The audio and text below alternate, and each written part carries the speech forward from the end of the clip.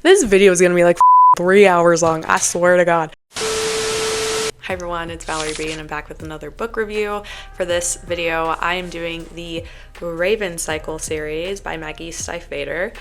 It's good, guys. It's good, everyone. This is a fun one. To be completely truthful, I have read the first book before.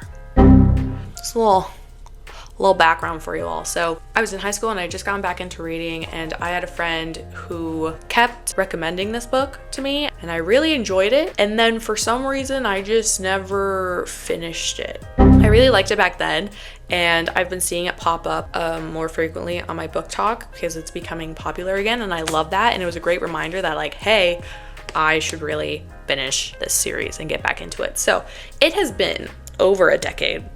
So I don't remember a whole lot. I remember distinctly there was one character who I envisioned as Dylan O'Brien season 1 Teen Wolf, because he has the buzz cut, and there's a character in here that has a buzz cut hairstyle, and that was like very much at the height of my Teen Wolf obsession. And I remember there's like a ghost of some sort and a private school involved. So this book takes place in a fictional rural town of Henrietta, Virginia. Henrietta is also supposed to be on a ley line. If you've seen Teen Wolf, you may be familiar with the ley lines. Ley lines are like an invisible energy current that runs across said globe. It's supposed to be like where energy is really strong and there's like supernatural surges in these areas. The story begins with Blue Sergeant on the day of St. Mark's Eve, which is sort of like a Day of the Dead. It's a day in April where ghosts of people who are to die in the next 12 months appear at this churchyard, and Blue, who is part of a clairvoyant family, is not clairvoyant, but she is able to heighten her family's abilities. And everyone in her family has predicted that if she kisses her true love, he will die. Which is very unfortunate to hear as like a 16, 17-year-old of like, cool, so I can't ever kiss anyone because if I do, I don't know if they're gonna be my true love and I could kill someone. That's great. That's awesome.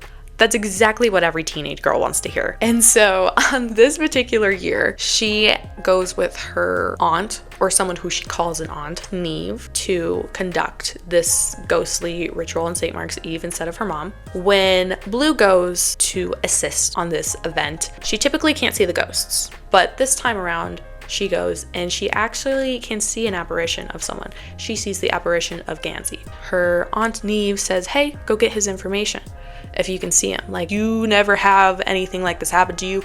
Go investigate. And so she goes and approaches Gansey. She tries to get a name and he says, my name's Gansey. And she's like, is there a first name? He's like, no, that's it. Because Blue was able to see this apparition, Neve reveals to Blue that he is either your true love or you're going to kill him. She's not necessarily saying that like that is your true love and when you kiss him he will die. It's saying like one or the other, like something weird's gonna happen where you kill him and he's not your true love, or he is indeed your true love, so you should not kiss him because you will kill him. Okay, so now that St. Mark's Eve's day has happened, we now get to meet the Raven Boys. We have Richard Gansey III, who just goes by Gansey. We have Adam Parrish, Ronan Lynch, and Noah, who we do not know his last name at the beginning of the book. And they all attend Aglenby Academy, which is a private school for boys, typically rich boys. 3 out of the 4 boys live together in a warehouse called Monmouth Manufacturing. So when we meet the boys, we meet that Gansey is not only the richest of the boys, but he is also kind of the leader of the group. He is the glue that keeps all the friends together, and he is a hyperfixation king. His thing that he is obsessed with, you know how there's that saying of like everyone growing up was obsessed with like one of 3 things. It was like the Titanic, Greek mythology, or like World War II or something like that. Gansey's thing is he is obsessed with this mythical Welsh king Glendower, who is prophesied to grant a wish or a favor to the person who wakes him from his slumber or his death. Whenever he's not doing homework, that's what he spends his time doing 24/7. Noah, we don't learn a whole lot about him and his backstory. He's just always kind of there and in the corner, like quite literally. He doesn't say a whole lot throughout the book. He's just kind of always there and observing and being quiet. And then for Ronan is a Spitfire guy. He feels things very strongly, and he's not good at expressing his feelings, so it ends up a lot of times in like fights or breaking things or just acting out. One night Ronan goes on a bit of a bender, and Gansey finds him in a church and with a baby raven bird that he has decided to keep and is calling Chainsaw. It's not super important at the moment, but that ties in later. So after Blue has interacted with Gansey's ghost, it's now like a day or two later, and she's working her part-time job at a pizza place, and she sees the Raven boys walk in one day, and she doesn't think anything of it. She's just like, ugh, Raven boys, don't want to deal with them, hate them. And she doesn't make the connection yet that one of the boys is Gansey, and she's now interacted with Gansey. And Gansey is perfectly nice, perfectly polite, but because there's kind of the stigma about like the Aglenby boys coming from money and being kind of rude and looking down on people, the politeness is not seen as being polite in Blue's eyes, and is seen as him like kind of talking down on her and being rude. Anyways, she gets their orders, this and that, blah blah blah. Boys are off at their table eating their pizza, and Gansey comes over to Blue saying, hey, my friend Adam's got a thing for you. Would you come to our table and go talk to him? And she's like, no, why would I do that? But in her mind, she's thinking, yeah, Adam's kind of cute, actually. That's a real shame because he is cute, but he's an Aglenby boy, so no, good try. Gansey lets it be. Adam gives the idea to Gansey of, hey, maybe you should reach out to the local psychics and like try and get a reading from them and see if they know anything about ley lines, because that's kind of where we're at in our research. And Gansey's kind of like on the fence about it, and then he finally decides, fine. He goes and he makes an appointment with the psychic family. The psychic family then tells Blue, we got a phone call from Gansey. He's coming in tomorrow. Make yourself available because we're going to meet this guy that you met. We're going to meet your so-called love of your life. Gansey leaves behind his journal of all things Glendower, and Blue picks it up and she's fascinated and she kind of wants to be a part of it. Later on, she is closing up and finishing up her shift, and Adam actually comes back to talk to her and apologize and say, hey, I'm so sorry my friend Wynn talked to you on my behalf. I didn't want that to happen, but it is true. Like, I do think you're kind of cute and like I would love to talk to you. He was so smooth about it. Oh my goodness, I loved it. Ooh. And so she does give Adam her number. And so then Ronan, Gansey, and Adam all show up at the psychic's house, and everyone's shocked when they see Blue because they're like, you're the Aglenby boy that was being rude to me at the pizza place. And he's like, and you're the girl who was working at the pizza place being rude to me. And then she's like, hell no, I'm not gonna fall in love with this boy because he was mean. But then she ends up talking to them and being like, I'm actually pretty interested in what you're researching. Is there any way like I can get in on it? Gansey's like, sure, I guess. At the end of the reading, Gansey cuts right to the chase and he's like, listen, I'm not actually here for the reading. I'm here to ask you about ley lines. Do you know anything about them? Blue's mom, Maura, says no. The boys end up inviting Blue on a helicopter to find said ley line. And so then we spend a good chunk of the book looking for ley lines, and we come across this very fantastical forest called Cabeswater, where time is very warped in this area, and the trees are speaking in Latin. Who knows Latin? The Aglenby boys. Who knows Latin the best?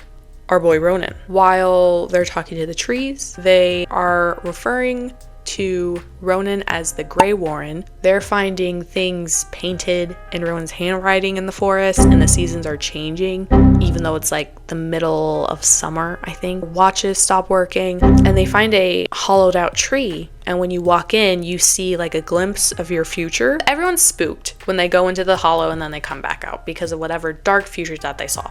Adam sees a future where Gansey dies because of him. Blue sees a future where she kisses Gansey. Gansey is the only one who has a sort of positive future where he finds Glendower. Meanwhile, while all of this is happening, we learn about their Latin teacher, Barrington Welk. Barrington Welk is the Ward Cameron of this book. And so we learn of this Latin teacher who has also been searching for the ley lines and searching for Glendower because his life is in shambles and is ruined because this man is living in the past so bad. It is infuriating and quite frankly sad. This man peaked in high school and he hasn't let go of it. He was an Aglenby boy. He had a lot of money.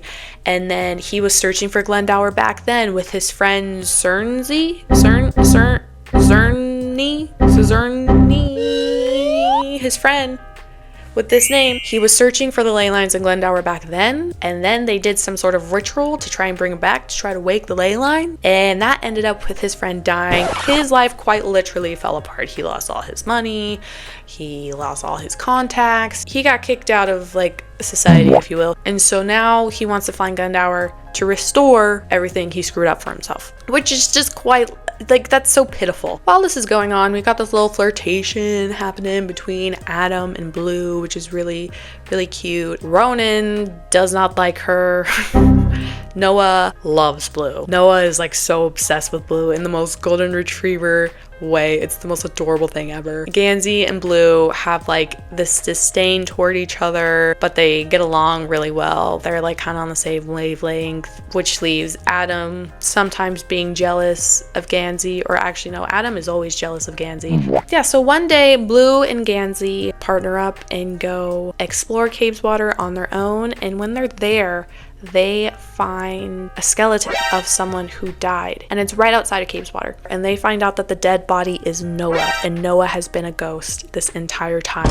Throughout this book, Noah has just been like a fly on the wall. He hasn't been saying a whole lot. He looks often like very pale and sad and just like kind of like shrinking in on himself. A lot of people don't talk to him or acknowledge him, so it starts to add up. While I was rereading this book, that was something that I couldn't quite remember. I was like, I can't remember if Noah is dying currently or if he has already died and it's his ghost that is always there. I couldn't remember which one it was. And I also was like, I know there's some connection between like the person who died and the Raven boys. And that was revealed. I was like, I was both relieved and shocked at the same time. And so this puts all the friends in like an uproar because they're like, Noah, why didn't you say anything? How dare you? And so then we find out how he died. Welk was the one who sacrificed Noah. Noah didn't want to be sacrificed and it went poorly. So once Noah is confronted by everyone, his ghost just disappears because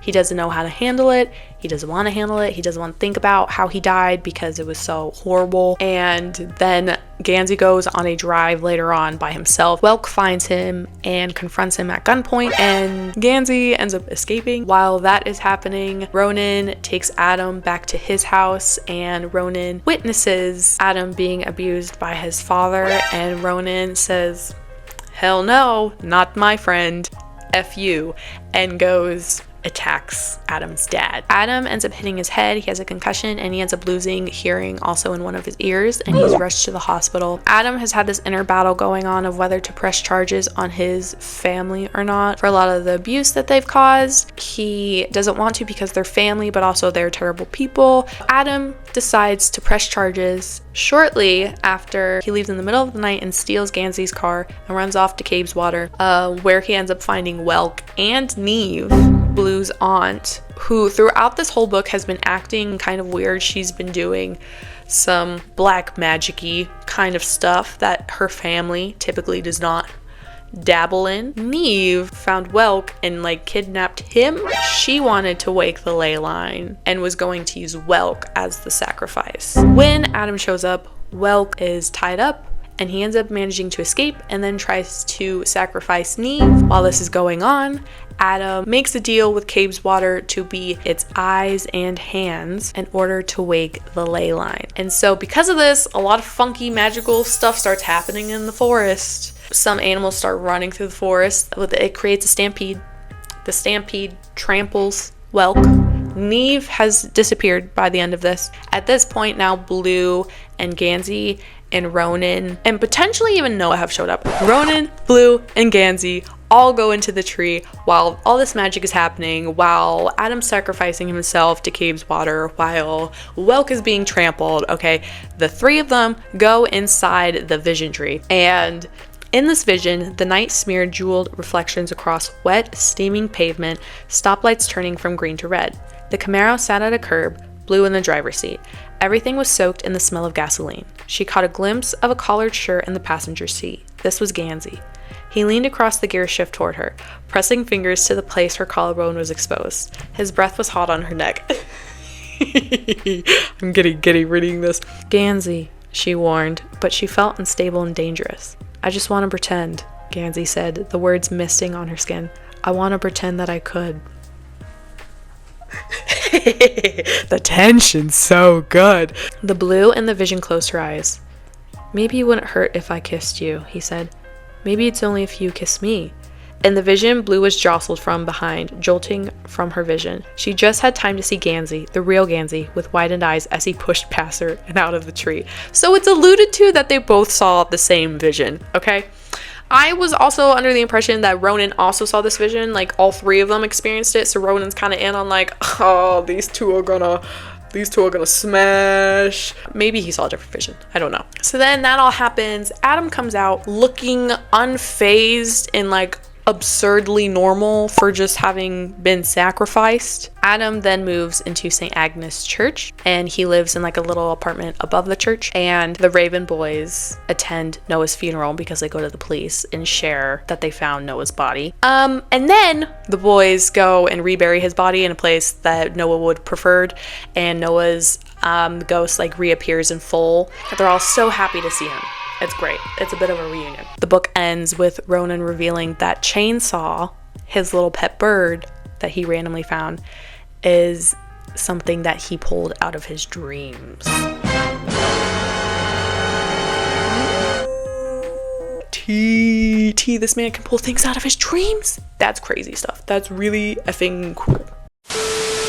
When I was rereading this first book, a lot of media I've seen before was kind of popping into my head as to references and how I can maybe envision things better or understand things better. So for me, it's very much giving Avalon High meets Outer Banks meets Julie and the Phantoms meets something else that I can't quite put my finger on. There's a sprinkle of something else in there, and it's been a hot minute since I've watched The Umbrella Academy, but it kind of feels like there's a sprinkle of Umbrella Academy in there, or like Stranger Things in there, but it's definitely Avalon High meets Outer Banks meets Julie and the Phantoms. For Avalon High, I think if you've seen this, you know. Gansey is very much looking for this almost fictional historic character, very similar to a sort of like King Arthur, and he's looking for it, and there's this mystical aspect where people in real life are getting pulled in and drawn into this mythical story that turns out to be true, and it's this weird convergence of fiction and real life, and how these historical creatures can like transcend time and space. And then you have the Outer Banks aspect, which is the treasure hunting. You have the kids versus the adults. They're all searching for the same thing. They're searching for the same thing for different purposes. And then Julie and the Phantoms, you got one girl surrounded by a bunch of boys, and they are a team. Not only that, but in Julie and the Phantoms, all the boys are ghosts. The Raven boys, only one of them is a ghost. But it's still dealing with the supernatural and this kind of bond that they formed. And I feel like some of the general dynamics between like Julie and the boys is similar and comparable to some of the dynamics between Blue and her Raven boys.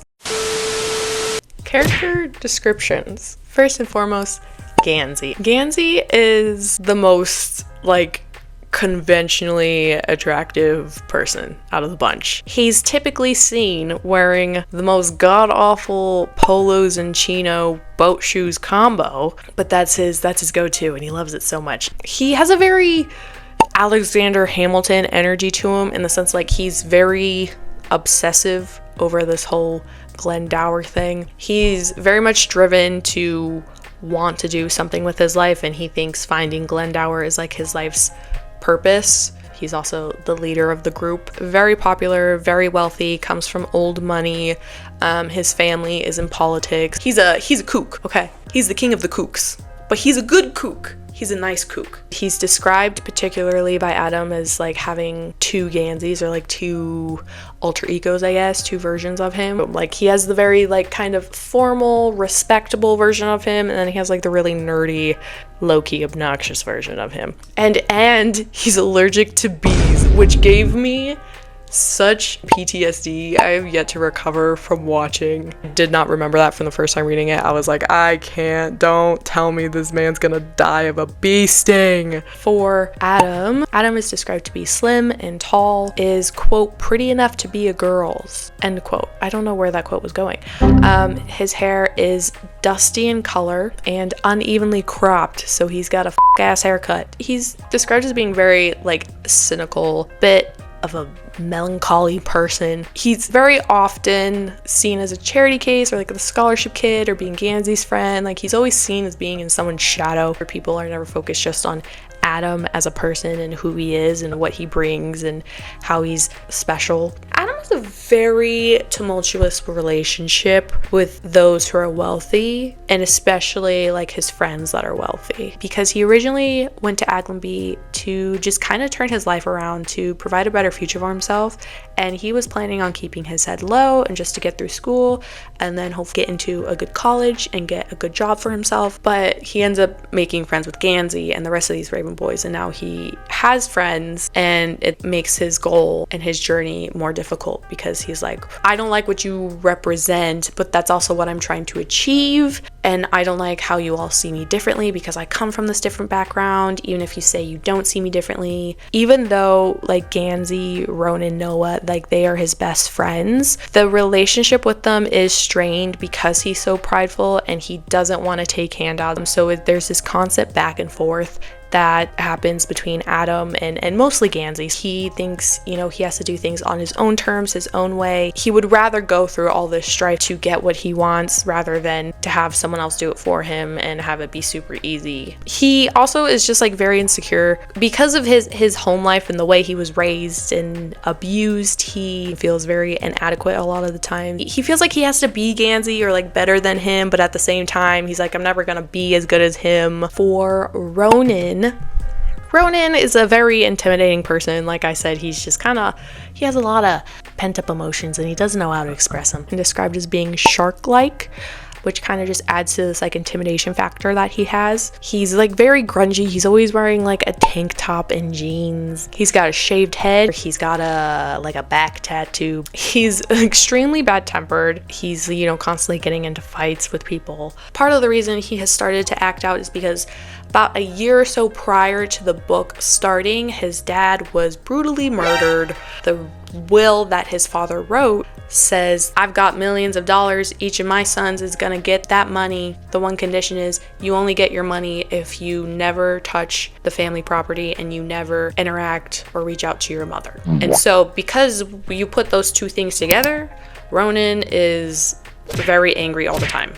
Even though he appears very like apathetic and irritable on the outside to most people, he does have heart. He can be very compassionate, especially towards nature and animals, and like Chainsaw is like his little baby. His little Raven is like his favorite thing. In school, he doesn't really do the best. He's skipping school for most of the first book, except for Latin. Latin is his best subject, which of course comes in handy when they are in Cabe's water and the trees are speaking Latin. He also has two brothers. He has an older brother, Declan, who is in charge of the will, and then he has a younger brother, Matthew. Him and his older brother, Declan, do not get along in the slightest. Like I said, when I read this book 10 years ago, that was at the height of my Teen Wolf era, and so I pictured Ronan as a season 1, season 2 Styles with the buzz cut. But then we have Noah. Noah is described as being grubby, pale. He has combed back hair, which is very much giving like season 1 of Outer Banks Drew Starkey, and that's like, oh.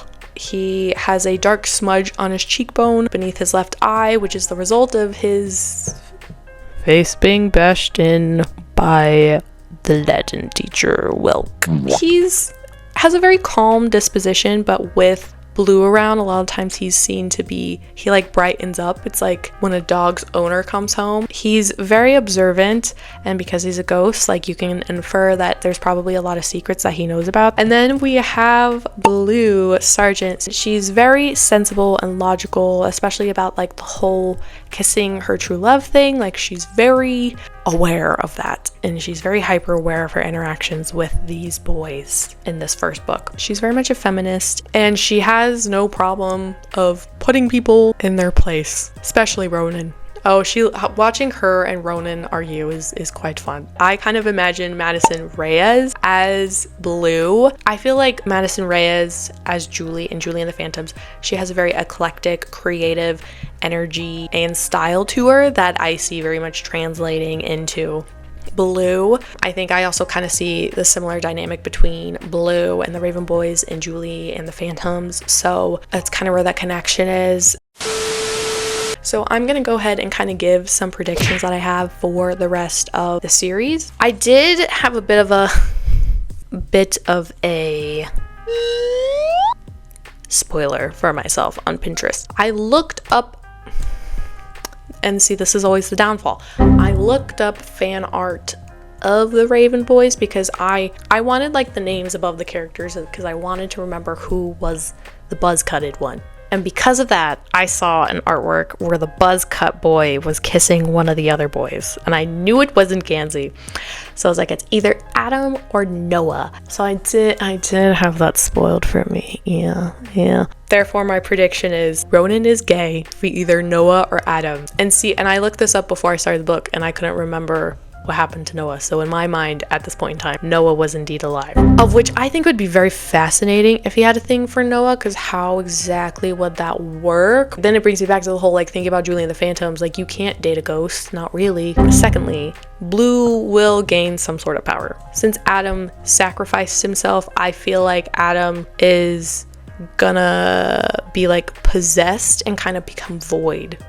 Like avoid Styles. There's a lot of references to Styles and Teen Wolf in this series for me. I'm so sorry. And I also have a prediction that Noah, by the end of the series, is going to like fully cross over into the spiritual realm. He's either gonna do it like willingly at the end of the series and be like, it's my time to move on, and it's gonna be this like very bittersweet like goodbye and I'm gonna be sobbing, or he's gonna somehow use his spiritual energy to sacrifice himself and help save everyone else, and then that's gonna be a heartbreaking goodbye because it's like, no, don't leave. I think it's also inevitable that Blue and Gansey are gonna get together. I feel like it's gonna be like a sacrificial resurrection situation. I really love Maggie's writing style. I think it is so beautiful, really immersive, and detailed in a way that makes you feel like you are there. She tells it from a third-person perspective, and she kind of alternates as to who she's focusing her chapters on. I really like it being from third. I know my fourth wing reviews that I'm like, first person, alternating POVs. I know I'm like, have very strong feelings about that. And it's not to say I don't like third person POVs. And this is a prime example that I think third person POV can be done really well because Maggie is a phenomenal writer. I think she provides a really nice balance of both showing and telling. Her description of locations really kind of aids in the showing by, when you first show up to Monmouth, she's describing the place and how Gansey has this like mini diorama that he's built of Henrietta, and he has these maps everywhere and these books stacked everywhere, like that is showing Gansey and how obsessive that he is over finding Glendower. But she also provides a lot of just like telling the reader of some backstories about like Ronan's family history, how his dad was murdered, or Adam's past abuses or things like that. I just touched the mic, sorry. And this book uses a lot of Latin in it, which is really fun because I took Latin in high school. I did 4 years of it, but I was not that great at it. No. But that's a story for another time. So it's been kind of fun to have that connection to this book as well. Do I know what they're saying half the time? Nope. Like I said, was not that good at it. And that was also 10 years ago. Overall, I gave this book 5 out of 5 stars, which is very uncommon for me. You gotta really impress me. I think it's a phenomenal YA book, and it really is true to the genre of YA and its roots. For only being book 1, these are very emotionally complex characters, and I love that. There are parts of these characters that you love, and there are parts of them that you hate, and I think that's beautiful and very human and very accurate, and they all have a part of them that you can relate to as well, so I really love that. For romance, we've established from the very beginning that like, hey, she can't kiss her true love. That's very intriguing to me, and I like that we're taking this detour right now to Adam instead of Gansey. But this is also, romance is not the main point of this story. It is a subplot that is partially helping moving the book forward, but that's not the main purpose of it. And I really like that. So, freaking 5 out of 5, dude. I love it. So I just finished the second book in the Raven Cycle series, The Dream Thieves, and it is my least favorite book so far. Not a huge fan of it. It definitely got better as the story went on, but the first half I had a hard time getting into, mostly on the chapters that involved this new character called the Gray Man, or Mr. Gray. Because he was so new and unfamiliar, his first couple chapters in the book, I just like did not care. I was like, let's go, let's move. And this book picks up relatively where the first book ends. It's now like summertime, no one's in school. The book opens up with the quote, "A secret is a strange thing. There are 3 kinds of secrets. One is the sort everyone knows about, the sort you need at least 2 people for. One to keep it, one to never know. The second is a harder kind of secret, one you keep for yourself. Every day, thousands of confessions are kept from their would-be confessors. None of these people knowing that their never admitted secrets all boil down to the same 3 words. I'm afraid. And then there is a third kind of secret, the most hidden kind, a secret no one knows about. Perhaps it was known once, but was taken to the grave. Or maybe it is a useless mystery, arcane and lonely, unfound because no one ever looked for it. Ronan Lynch lived with every sort of secret. There's a lot of secrets to be held, a lot of secrets to be revealed in this story. Ronan opens up about being a dreamer and his ability to be able to take things out of dreams and make them a reality, which is a really cool ability if you ask me. I would love to have it. And yet he and Adam keep having these weird visions as well as nightmares that they don't really know what to do. Meanwhile, Declan is attacked at Aglenby by a man in all gray called the Gray Man, or Mr. Gray, because everything he wears is gray. It's his favorite color, who is a hitman, and he's also a acquisitioner, I guess. He not only is hired to kill people, he's also hired to acquire special items for some sort of benefactor by the name of Greenmantle. Greenmantle has hired the Gray Man to acquire a gray warrant. There's a lot of words and names that are starting with the gruh. Got a little confusing this book, not gonna lie. Declan doesn't give anything up, but he finds Ronan and he says, hey, you need to keep your head down because shit is going down and I don't want you involved. Alluding to the fact that Declan is a lot smarter than his brother Ronan believes him to be, and Declan knows most likely a lot of the secrets about Ronan, or potentially like about their family. And not only does Declan essentially threaten Ronan of like, hey, keep your head down, he threatens him by saying, if you get into trouble, I will have you removed from the will. Also early on in the book, Adam finds out his rent is being taken care of because there's now an influx in price for attending Aglenby that he cannot afford, and yet there is this decrease that's happening in his rent. And so what does he do? He immediately calls Gansey, blaming it all on him, calling him out, saying, I know you did this, don't give me any handouts, I will figure out for myself, like, don't try to help the situation. Gansey is on the phone going, no, I understand there's an increase in price. I can guarantee you I didn't do that. I understand why you're pointing the finger at me, but it wasn't me. Who was it? It was Ronan. The ship is slowly sailing. The ship is slowly leaving the dock. Then the group travels back to Cabeswater because they want to find out more information and try to continue their search for Glendower.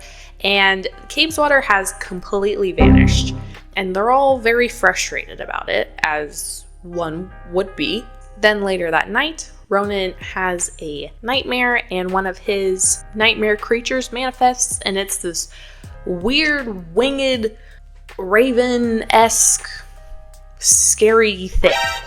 Gansey also happens to be there, and so Ronan and Gansey fight off this creature together, and then they throw it into the car trunk, and they rally up the team, and they're like, hey, we're going to the barns, and we're burying this bitch. As we know, Ronan is not allowed to go to the barns, so they have to do it and not get caught. While they're there, there's this weird sort of energy about the place. Everything feels oddly quiet.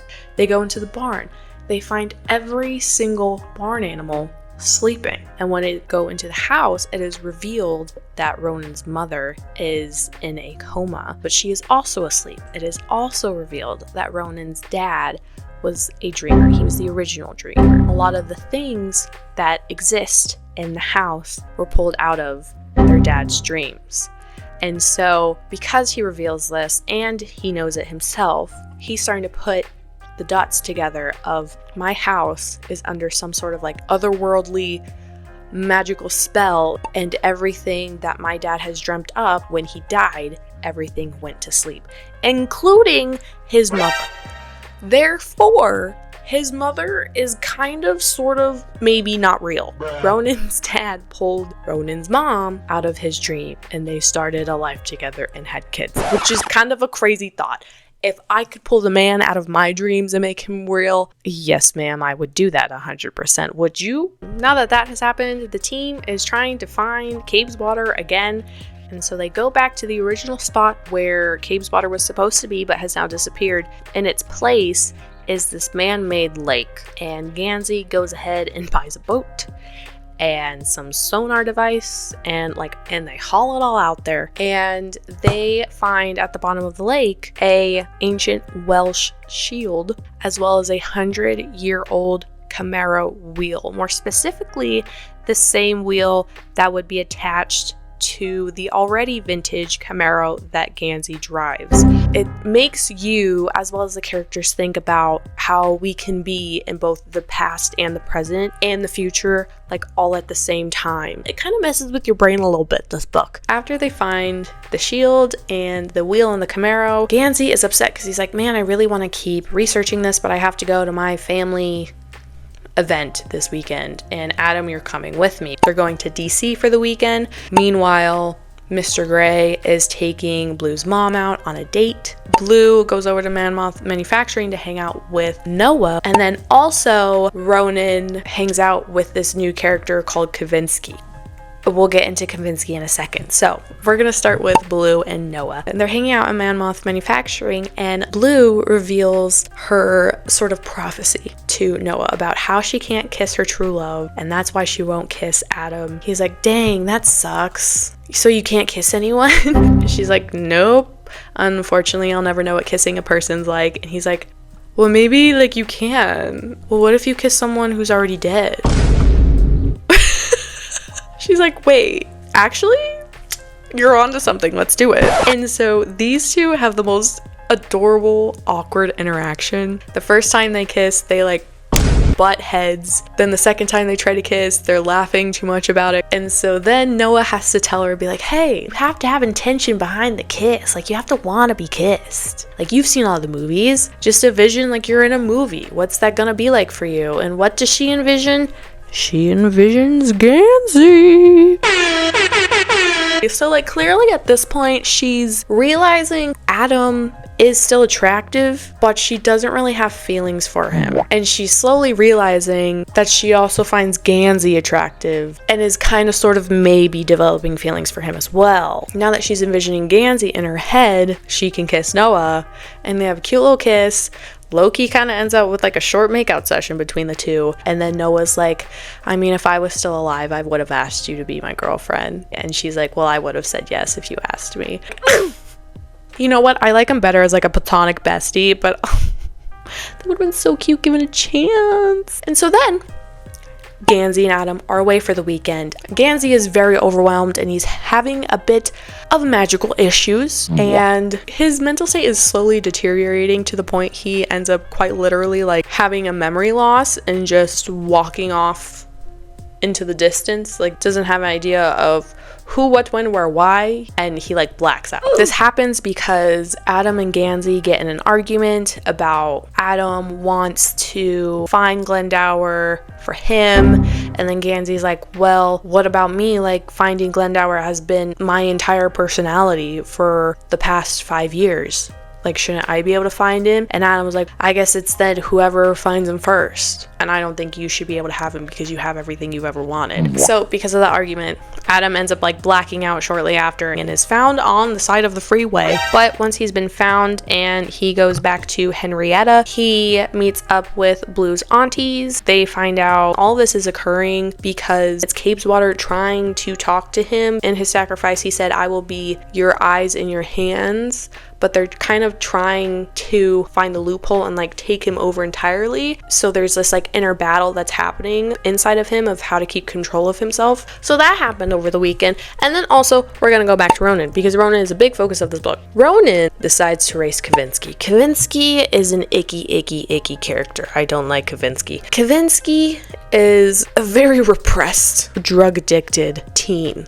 So Kavinsky has been a long time foe of Ronan because I guess they're both fighting for who's the most badass and scary in school. I don't really know. But Kavinsky is very reckless, even more so than Ronan, and Kavinsky really likes to street race people. So while Gansey and Adam are in DC for the weekend, Ronan steals Gansey's car. He runs into a streetlight, wrecks the car. Not only that, his car also gets attacked by one of the night terrors that escaped his dreams that he didn't kill. Kavinsky, because he beat Ronan so badly, like was so far ahead, this man looped back around and he shot the night terror, and he tells Ronan, I know what you are. And so then Ronan ends up spending the entire weekend with Kavinsky learning about his own abilities in dreaming because Kavinsky is also a dreamer. Kavinsky has become such a pro at it, he's very easily able to take things out of his dream, but it turns out Kavinsky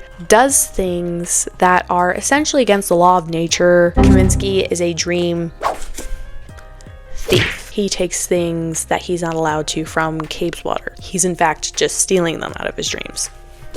He's also doing it in a very unhealthy way. He's taking these weird pills that almost kill you. It's very alarming. Anyways, once Ronan has mastered it, he creates an exact replica of the Camaro that he destroyed. So, now that that has all happened in one weekend, we go back to Mr. Gray. And he at one point was spying on Ronan and Kavinsky, and he found out that the object that he's looking for is in fact not an object, it's a person. And in fact, there's two of them. And so he has this very interesting, very odd moral dilemma of like, killing people is one thing, and I'm okay with that. But, kidnapping them is another thing I'm not okay with. This is when Adam gets back into town. He meets with the aunties. He also has a talk with Blue in private. And he has so many things he wants to say that are on his mind that he needs to get off his chest. But what's the one thing that comes up?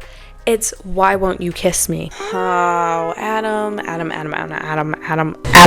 Blue has to break up with him. She has to explain, so there's this curse that I have that when I kiss my true love, they'll die, but I've discovered it's not you. And he's all butthurt about it. And he's like, well, if it's not me, then kiss me. Prove me right. Like, do it. No balls, you won't. And Blue's like, no, I'm not gonna be that person. And then that brings like a whole nother level of hurt to this man. He feels very alone in the world, and then Blue essentially breaking up with him, even though they weren't together in the first place, just like really made him feel extra alone. And Blue is very upset, so Blue calls Gansey and says, hey, take me somewhere. He said, yes ma'am, whatever you say, and came to pick her up, and they go, there's like some sort of overlook, and it's so good.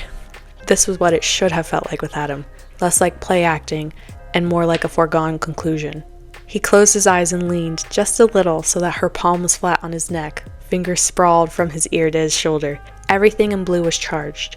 Say something, say something. Gansey lifted her hand gently from his skin, holding it formally as a dance. He put it against his mouth.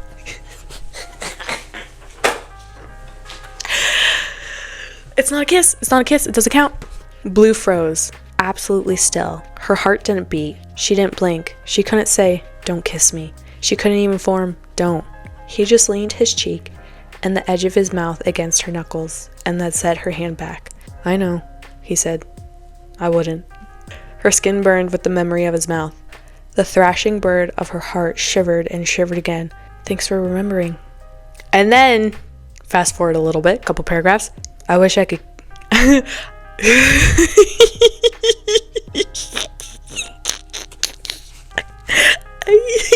The tension is tensioning. "I wish you could be kissed, Jane," he said, "because I would just beg one off you. Under all this." He flailed an arm towards the stars. "And then we'd never say anything about it again. That would have been the end of it." "I want something more," she said. "We can pretend, just once, and then we'll never say anything about it again."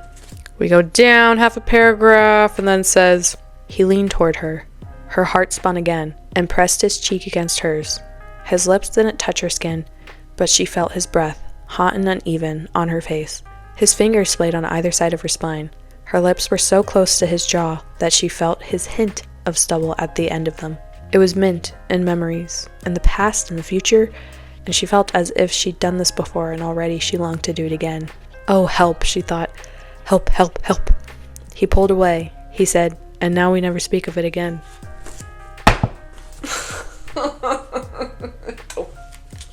Don't do that to me, Gansey. Don't do that to me. We all go back to Blue's house. Gray Man shows up. We find out that the Gray Man is responsible for Ronan's dad's death. Ronan beats the crap out of him, or tries to at least, and that his employer demands he acquires this Gray Warren. But when the Gray Man says this, he also reveals that, hey, I'm not really sure I want to be a hitman anymore because I don't want to go through with this. Like, I'm kind of sick of it. He's willing to double cross his employer to save Ronan and help protect him. So then Kavinsky kidnaps Ronan's little brother, Matthew. He's like, "Come to the 4th of July party and we'll duke it out, brother." So Ronan, Gansey, and Blue go to this 4th of July party to try and find Matthew. Kavinsky is known for throwing the most outrageous, dangerous 4th of July parties. There's like quite literally like bombs, things are blowing up, things are on fire, as well as fireworks, lots of drugs and alcohol, like scary, scary time. Ronan and Kavinsky both go into their dreamscape to create really crazy creatures. Kavinsky creates like a dragon. Ronan brings out a greater version of his night terror. And their monsters start fighting. This is where we find out Kavinsky is sucking all the power out of Cabe's water and is making it weaker. So while Gansey, Blue, and Ronan are at the 4th of July party, Adam and Persephone is one of Blue's aunts, are driving around town fixing the ley lines to restore power to Cabe's water so Ronan can have access to that power so he can take down Kavinsky. But the battle ends. Kavinsky dies. He goes up in flames. They find Matthew and everything's okay. The boys and Blue meet in Cabe's water and they bring Ronan's mom with him as well. And Cabe's water goes and wakes her up. And then we all return to Blue's house where we're left on a cliffhanger where her mother has disappeared. And all that's left is a note that says, "Glendower is underground. So am I." So we open the book with the prologue talking about secrets.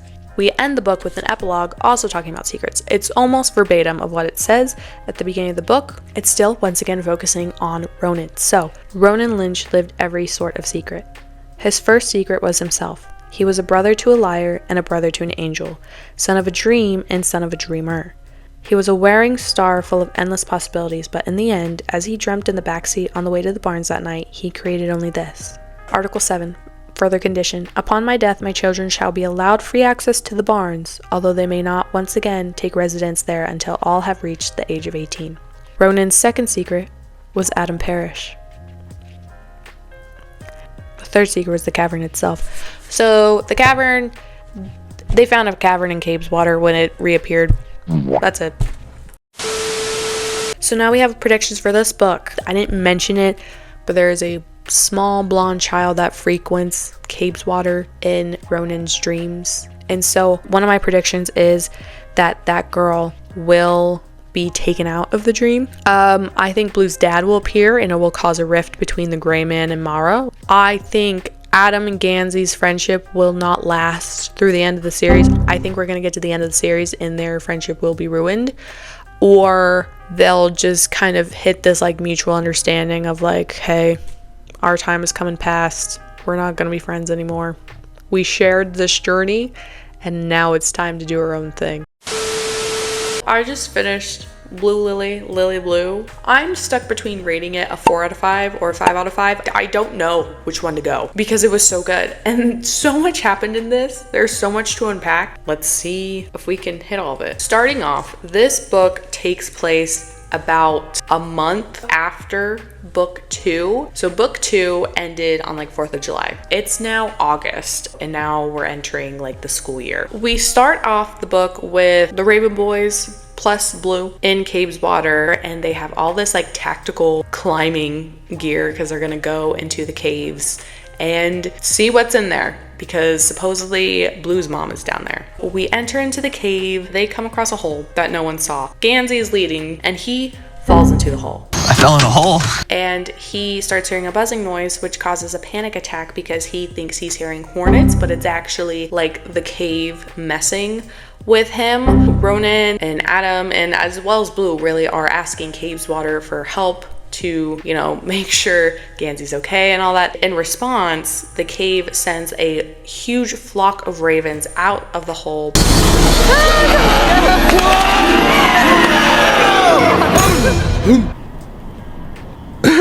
They're all chanting, "Make way for the Raven King," which honestly is really spooky when you think about how ravens are able to like mimic sounds and voices. If I were to hear 100 ravens chanting, no, I'm done. I'm going home. Later on, we check in on Adam. We find out that Cabe's water is asking him to continue to fix the ley lines. Cabe's water also reveals to Adam that there is someone else is searching for ley lines. Feel like that's not really a shocker at this point to the reader. And then we get to meet Professor Mallory in person. He comes with so much luggage, which I thought was really funny because they have to go into DC to pick him up, and Gansey brings the Camaro to pick him up because he's like, oh, I want Mallory to see it, this and that. And then they see all this crap Mallory brought, and there's so much side-eye being passed around to Gansey, and Gansey's just ignoring everyone of like, I'm not gonna let you guys tell me I told you so. So Mallory is staying with them until the end of the book to try and help figure out the cave system and learn more about the ley lines and just, you know, help progress their search. One of the first things that happens when Mallory comes is he discovers we found a tapestry out back at over the pond and I want to show it to you all. And we see this photo, and on the tapestry there's 3 women with bloody hands. All the women look exactly the same, and all those women on this tapestry look exactly like Blue. Then we move into the first day of school. It is senior year for everyone. We follow Blue on her first day of school, and she goes to meet with her guidance counselor to try and figure out how she can get into this really great school. And Noah decides to join her. Noah pulls a little bit of a prank on the counselor to be funny, and then it quickly spirals and poof, disappears, which is alarming, and it does happen a few more times. After, you know, Noah has his whole blow up, Blue goes to Monmouth to confront Noah. When she shows up at Monmouth, she runs into Gansey. She tells Gansey, hey, this is what happened. They pull out Noah. Noah essentially has another blow up episode. We don't know exactly what's going on with him. He pulls on a lot of energy from Blue, and Blue has to put up like an invisible shield around herself because Noah is acting out way too much and it's getting super crazy. And then he disappears again. Noah really don't be doing a whole lot this book. I'll say that right now. Other than his kind of flare-ups that he has, he don't be doing a whole lot. No ma'am, no sir. We move on to the Raven Boys' first day back at school. So we find out who their new Latin teacher is. It is Green Mantle himself. The boys tell the Gray Man, Green Mantle is now our Latin teacher. Ronan is pissed and he's like, I'm gonna kill him. The gray man is quick to counter that and be like, hey, no, don't touch him. I will deal with him. Gansey, Mallory, and Blue explore different caves in the area. They find one that is on this man Jesse Ditley's property. Gansey, Blue, and Mallory reach out to him to see if, since it's on your property, can we explore it? And he's like, hell no, there's a curse back door. You don't want to go in there. But they end up going in anyways, and they keep revisiting it, so that'll be a whole thing. Later on, there's a day where Ronan decides to take Adam to the barns, and Ronan reveals to Adam that he is trying to find a solution to this issue of like the sleeping objects and animals at the barns property, how they fall asleep basically for eternity because their creator is dead. So he's trying to find a loophole for that and trying to find a way to wake them up and keep them awake for when someone dies, because it is then revealed that Ronan dreamt up his little brother Matthew. And it's like brought up very casually, and he's like, yeah, my brother told me. And I read that, I was like, what do you mean your brother told you? And it made me realize that Declan has not been brought up like at all this book, because Declan is now graduated. Like, he was simply mentioned here for this reveal, but we didn't get to actually see or read about the interaction. I was kind of bummed because I felt like as the reader I should have experienced that with Ronan instead of experiencing it with Adam. Anyways, so that happens. That's what Ronan's working on. Meanwhile, we have Piper, who is Colin Greenmantle's wife, and she is doing some research of her own because she's like, I have married a freaking idiot. He won't do any work. He will not get his hands dirty for any of these stupid missions that he wants done. Piper can't handle it, and so she starts to take things into her own hands. Piper for a while was reminding me a lot of the character May in Avatar: The Last Airbender, in the sense of like, she does not give an F half the time. Greenmantle and Piper are so ridiculous, and it's just like hard to take them seriously as a villain. It's kind of fun having a very humorous villain. I feel like there's not enough of them, honestly. I feel like more villains need to have a good sense of humor, and these two are just so nonchalant, making jokes, being sarcastic left and right. I thought it was very refreshing, but at the same time I was like, this is weird, because in the last book, yes, Greenmantle was like kind of unhinged and kind of silly, but he also like took his threats very seriously. And then in this book, I feel like all that bravado was kind of taken away in book 3. Like, this man goes running for the hills by the end of the book.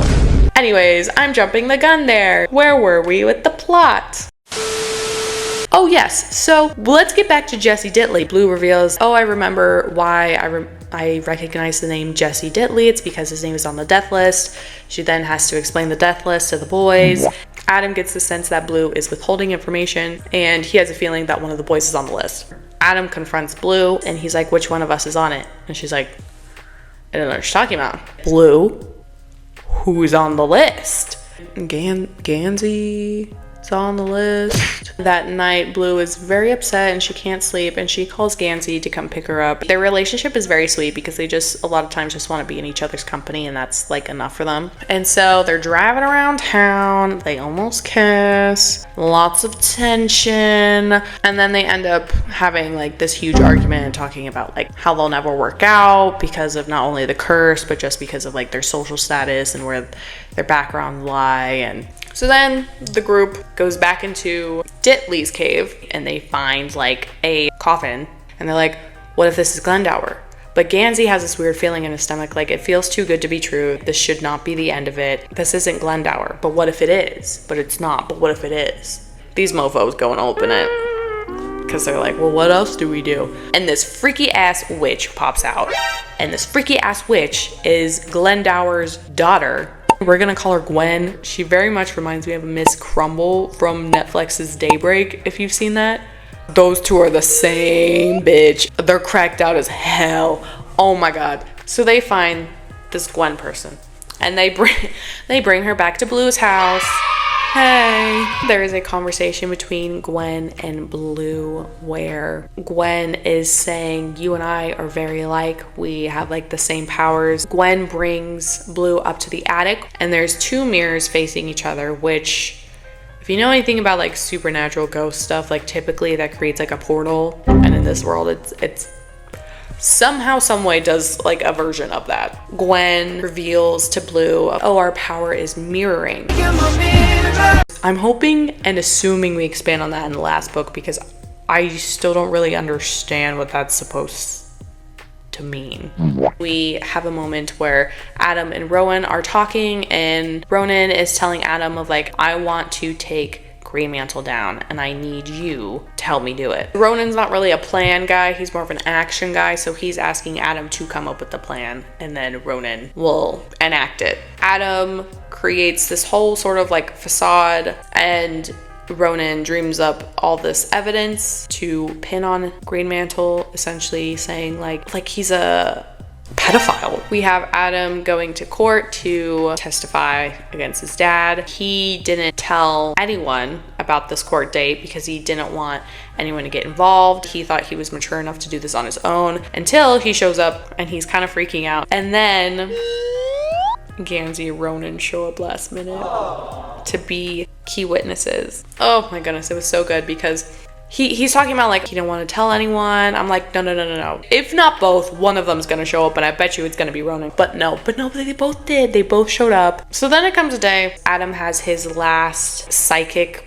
lesson with Persephone. It is at a convenience store and they're sitting out on the porch, but he goes in to get a soda and comes back out and realizes Persephone wasn't there. And so he's like, oh no, something's happened to Persephone. So he runs to Blue's house. Persephone is up in the attic and she is lying in between the two mirrors and is dead.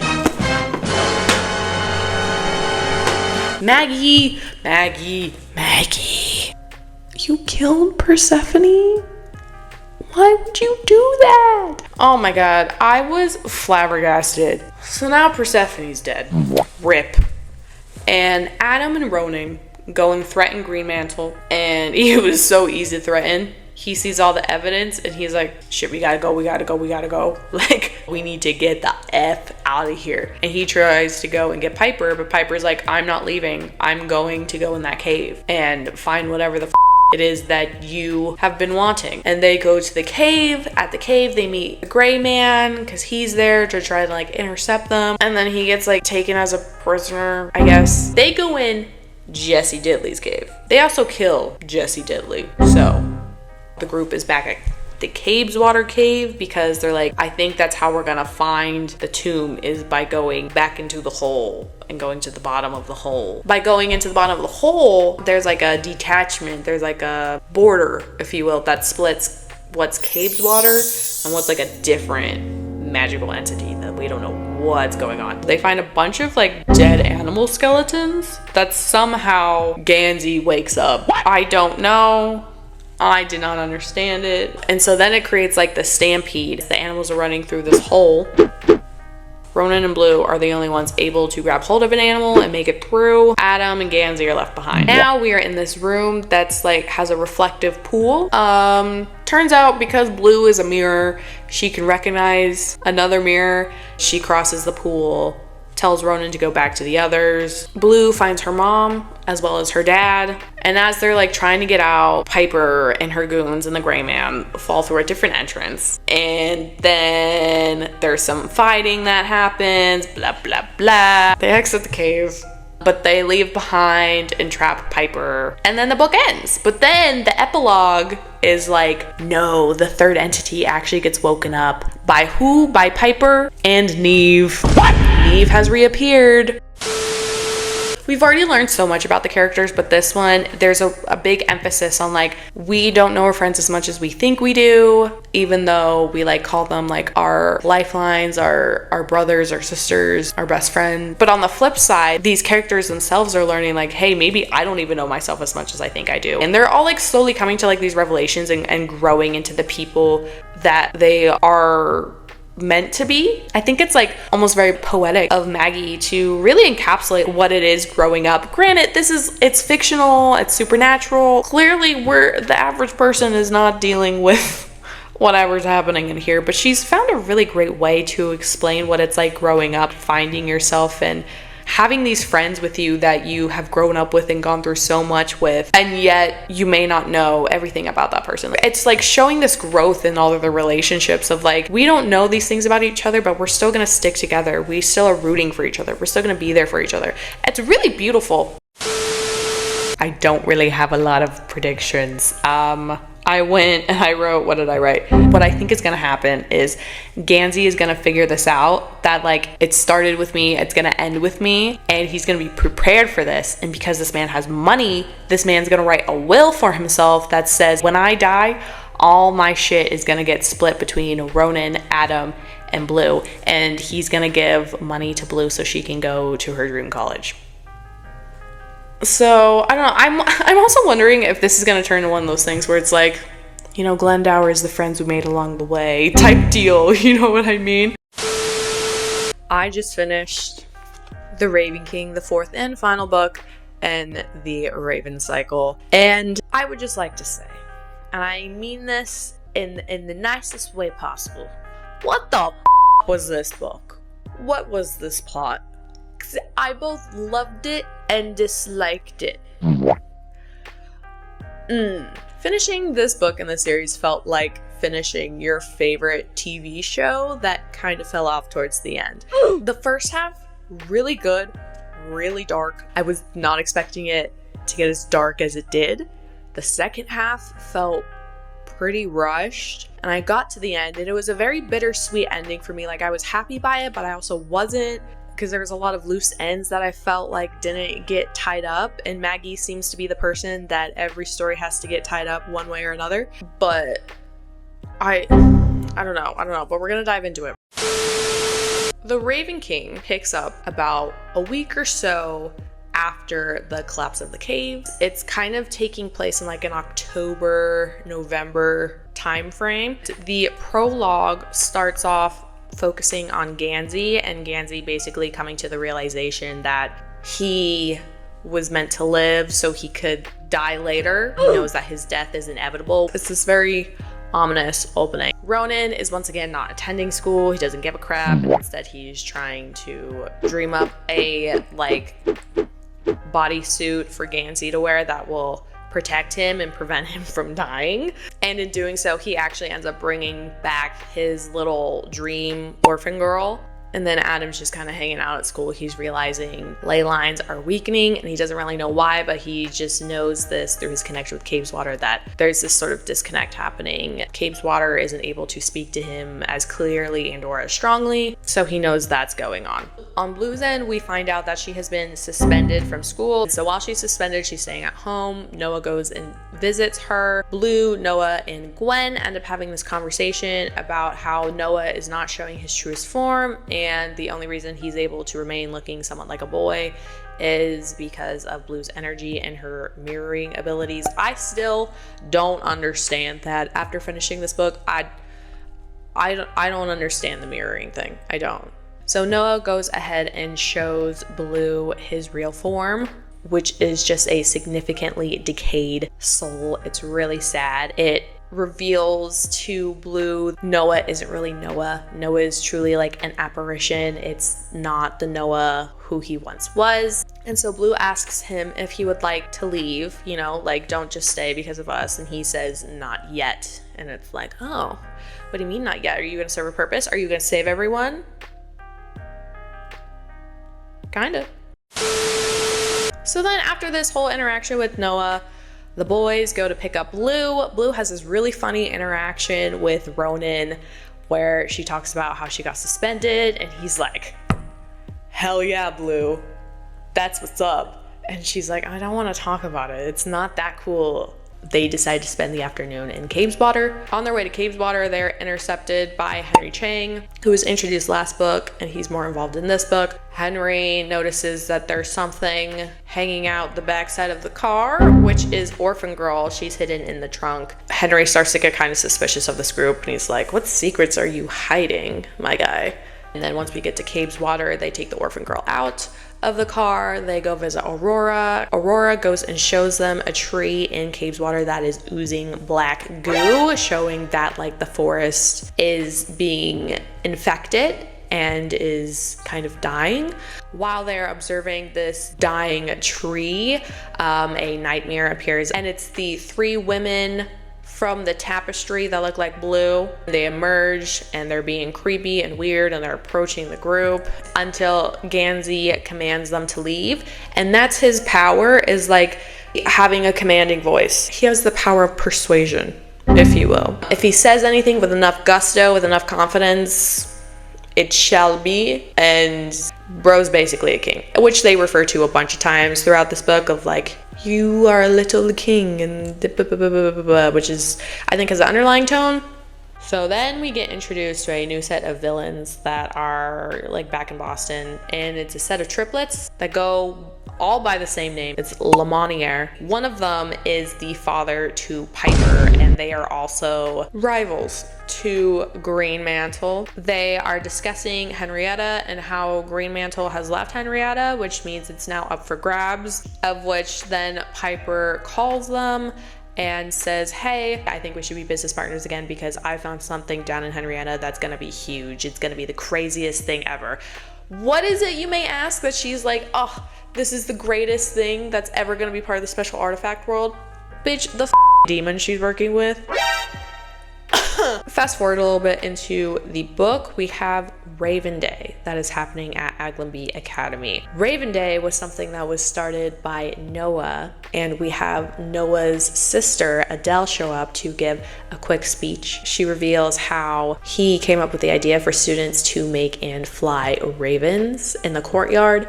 And while Adele is talking, the chapter kind of focuses on Gansey's point of view, and we learn that Gansey is now also realizing that Noah is far less of the person that he used to be, and Noah isn't really Noah. They're interacting and seeing remnants of Noah. They're not seeing the full person. So Adele gives her speech, then everyone goes outside, and Gansey starts to have a bit of a panic attack. He starts to hear hornets that aren't really there buzzing around him, and Henry comes to the rescue and helps him. And then Henry invites Gansey and his friends to a toga party. Meanwhile, while this is happening, Adam has taken a moment to separate himself. He goes to the bathroom, and while he's in the bathroom, he starts to notice that his body is kind of being possessed.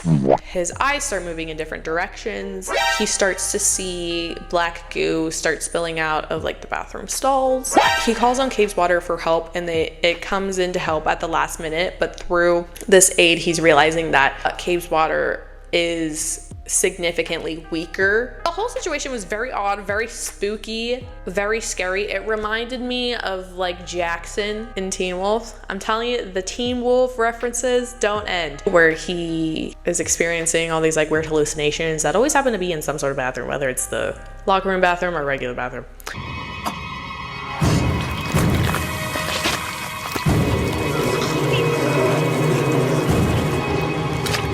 After this whole situation, Adam goes to visit Blue at work. Adam ends up springing on Blue about like, why didn't you tell me you had feelings for Gansey? Like, I can see it clear as day that you two have something going on. Like, you're not as subtle as you think you are, homie. This ends up in a huge argument, and Adam is very disappointed by both of them, of like, if we're true friends, you should have been able to tell me, even if you thought like I would react poorly to this, because like I'm your friend and I deserve to know. Now we're at the toga party. Gansey and Blue decide to go to the toga party, and they don't know how this is gonna go. They don't really want to be there. They just plan to make an appearance and then leave. And they end up actually having a really great time, and it's kind of nice for Gansey and Blue because now they get to have time together. They don't really have to worry about Adam being around or Rona making annoying comments. They can just enjoy each other's company. It was Gansey politely turning his back as she undressed, and then Blue turning hers. Maybe turning hers. It was Blue's shoulder and her collarbone and her legs and her throat and her laugh, her laugh, her laugh. He couldn't stop looking at her, and here it didn't matter because no one here cared that they were together. Here he could play his fingers over her fingers as they stood close. She could lean her cheek on his bare shoulder.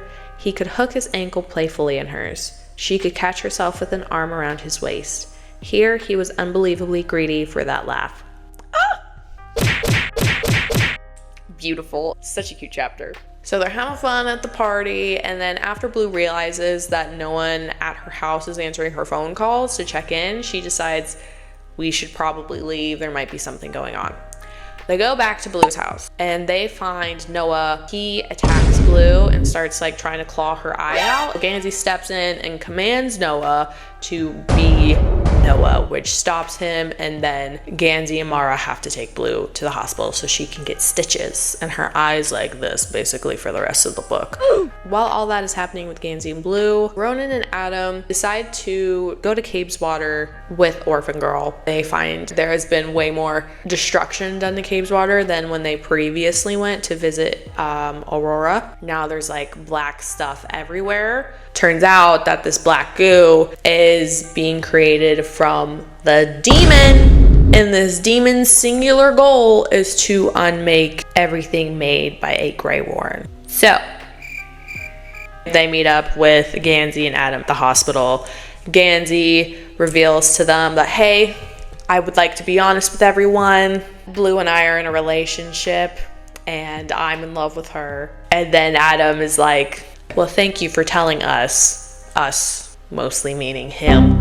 Then we have Piper, who does the most badass shit, as well as very scary. This girl goes to rock on Green Mantle's ass. Because she's attached to the demon, she sends a bunch of wasps, like swarms of wasps, to attack and kill Green Mantle.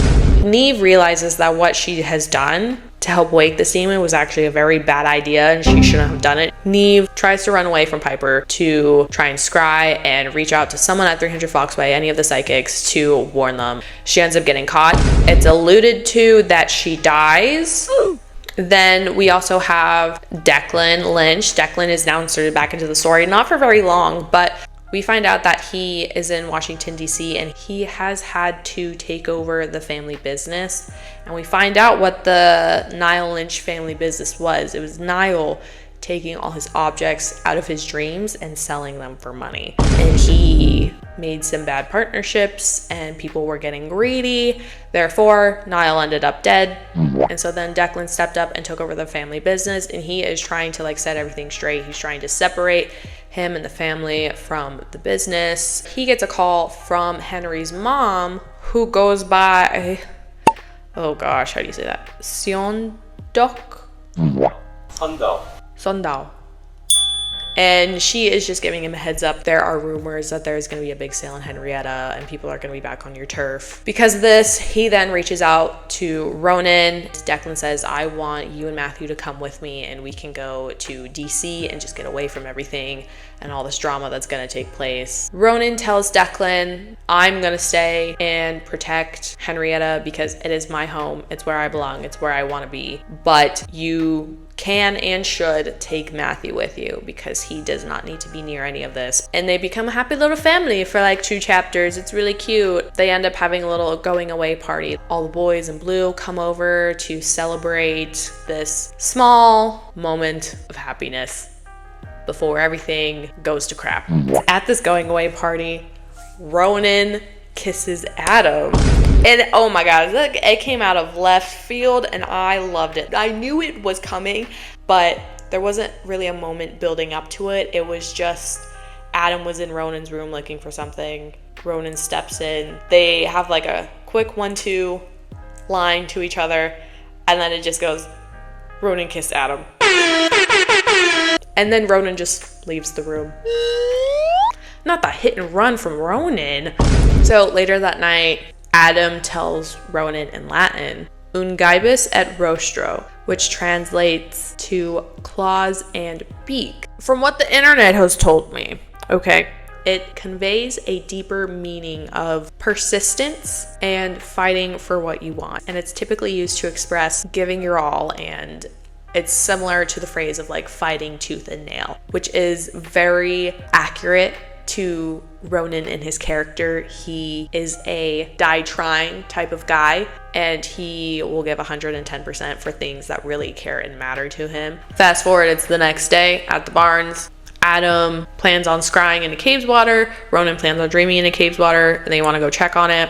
When they go to Cave's Water, they find that almost the entire forest has like been infected by this black goo. Now, because it is the next day, we have Mara and Mr. Gray that are going to the barns where they find Lemonier, one of the Lemoniers, and the chapter focuses mostly on Mr. Gray and how he's like, if I kill Lemonier, I will be on the run for the rest of my life, but if I don't kill him, there's the chance that like Mara could die.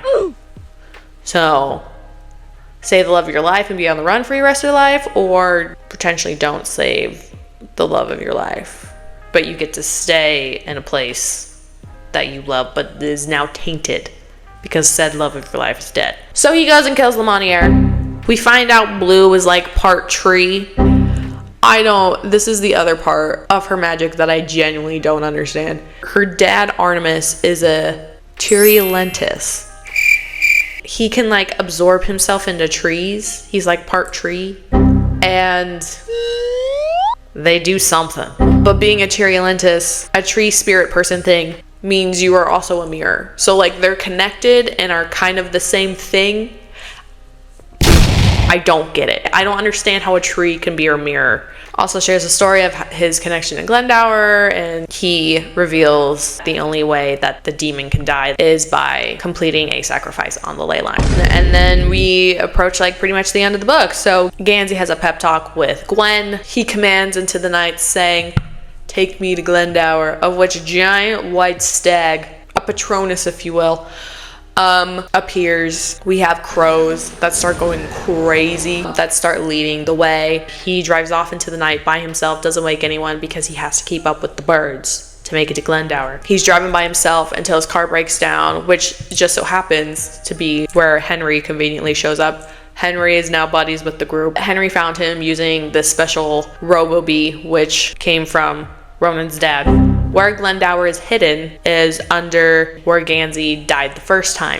Oh, the irony in that. Meanwhile, we have Adam, Ronan, and Blue, who follow Gansey into a cave. They reach Glendower's tomb, and that man is very much deceased. It's very anticlimactic. I kind of saw it coming, and to me, I was like, well, is it Gansey the king? Is this like taking an Avalon High turn where he's like the king reincarnate, or like his death 8 years ago, like because he died at the location where Glendower was like all the magic transferred and infused into him from the ley line and from Glendower, so he is the Raven King. He's Glendower. So now they're all like sad and disappointed. They don't know what to do. They exit the cave. So then they go and start to make their way back, where we have the final standoff. They make a stop on the trek back into town, and when they all get out of the car, Adam is now fully possessed. He's fully void and starts attacking everyone. The group ends up having to bind and blindfold Adam. While this attack is taking place, we transition to the auction. She reveals that, hey, I have a demon. Who wants it? It'll do what you want. No one in the crowd is rushing to acquire this demon. Everyone's like, no. And Lemonier kills his daughter, which, thank God, honestly, it needed to be done. They're driving until they hit a bump in the road, if you will. They have to stop in the middle of the road because it's flowing blood. Adam kind of regains control of his body, but then the demon, because it has unmade and destroyed so much of cave water, now the last thing to destroy is Ronan himself, the ultimate maker. So then the demon is now like attacking Ronan, and he's going in and out of consciousness. Gansey decides to be sacrificed to save the team. Rain comes in, they kiss. Gansey commands to kill the demon. That is his favorite, that is his wish. And then he crumples in her arms. After he has died, the demon has been promptly defeated. We don't check in with it again. Ronan regains his consciousness. Ronan completely crumbles, completely breaks down, and that's where I lost it. Then we have a chapter of a book that is from Noah's point of view, talking about how being a ghost, being a spirit, similar to the ley lines and Cave's Water, like time is very cyclical and you repeat a lot of stuff. There's a mention of how he's constantly reliving his own death, and then because he has that connection to Gansey, because Gansey got to live because Noah died, sometimes he is reliving that but there was a purpose for it. He couldn't quite identify why, but he knew he had to keep reliving this loop up until a certain moment. The moment being to save Gansey the second time. So he has stuck around as a spirit, letting himself deteriorate even more to save Gansey yet again the second time. Gansey died. Goodbye, Noah said. Don't throw it away. He quietly slid from time. And that is the last moment we get to interact with Noah. And then Adam tells the group, what if we ask Cabe's water to sacrifice itself to save Gansey? Because Cabe's water is not a forest, it's just like the spot of the ley lines where they all converge, and it's like this huge source of magic. And Cabe's water just happens to be like a physical byproduct of this and Ronan. So they ask Cabe's water to sacrifice itself. It resurrects Gansey. And then the book ends, and then we enter the epilogue. And the epilogue, it checks in on each character. Adam confronts his parents one last time. Henry, Gansey, and Blue, they've all decided to take a gap year and travel the world, and they're gonna go to Venezuela together. Just us and your friend Steve. We check in on Ronan last, who is at the barns hanging out. We find he's given a name to the orphan girl. Her name is Opal. He decides to dream up a new Cabe's water. And that is how the book ends.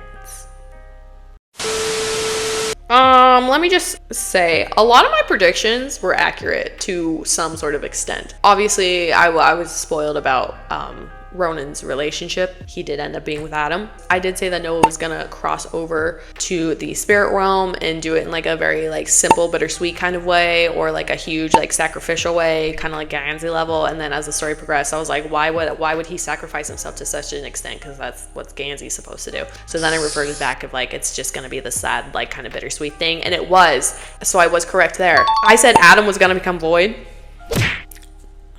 Well, he got possessed. I wouldn't go as far as he turned void. So I was like half correct there. I said Ronan was gonna pull the orphan girl out of his dreams, which he did. I said Blue's dad will appear and cause a rift between the Gray Man and Amara. No, we didn't spend a whole lot of time with her dad. He spends most of the book hiding from Gwen. I said Adam and Gansey's friendship will not last. I was incorrect there greatly. There was a big rift in the second book, but then it like pretty quickly got resolved. So and then I also said Blue will get powers, which she did.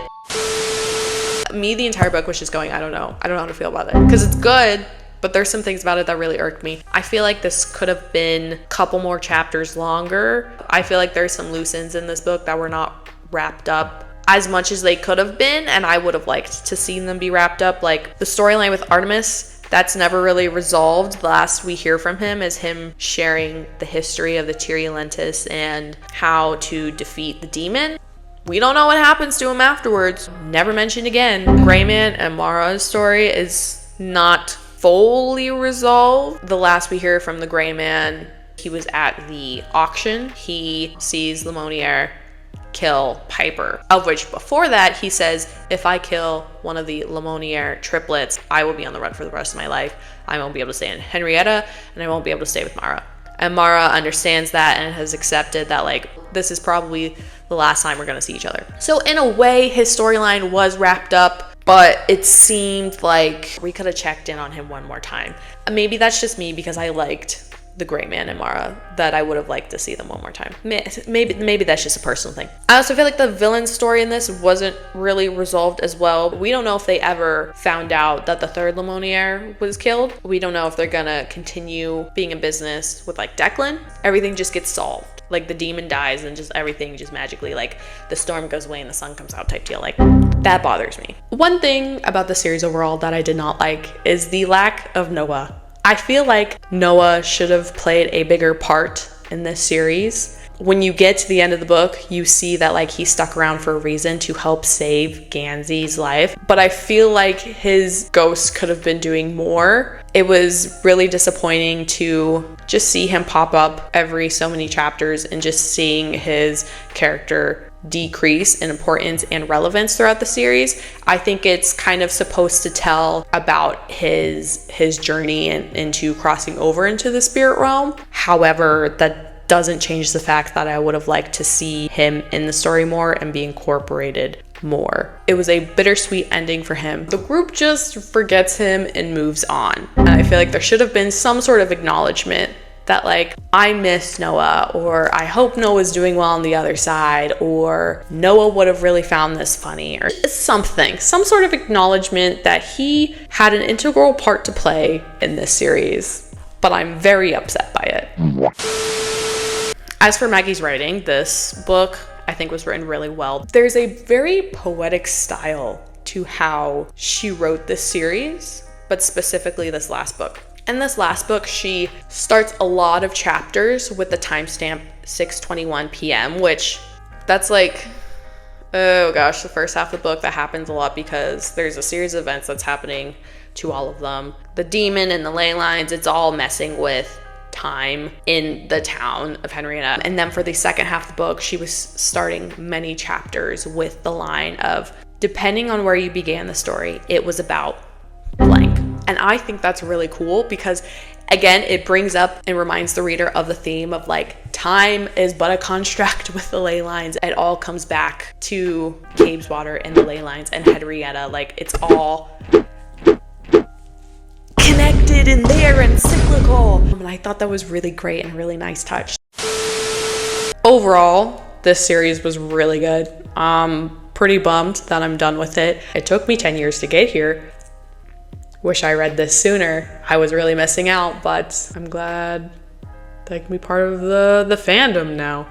What do we call ourselves? Do we call ourselves Ravens? Brings us to the end of the video. If you liked it, give it a thumbs up. Subscribe if you'd like. And I hope you enjoyed this video. And I will see you in the next one.